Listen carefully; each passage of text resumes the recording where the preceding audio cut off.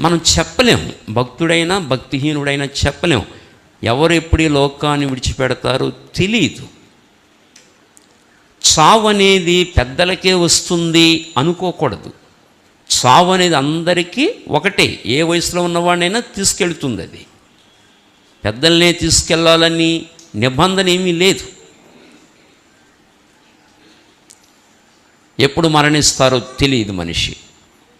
అందుకే యేసు ప్రభు చెప్పిన మాట, నేడే రక్షణ దినము, ఇదే మిక్కిలి అనుకూల ఎందుకన్నారంటే మీ జీవము ఏ పాటిది, మీ జీవము ఏ పాటిది. ఇంతలో కనబడి అంతలో మాయమవుతారు అన్నాడు. ఇంతలో కనబడతారు, అంతలో మాయమవుతారు.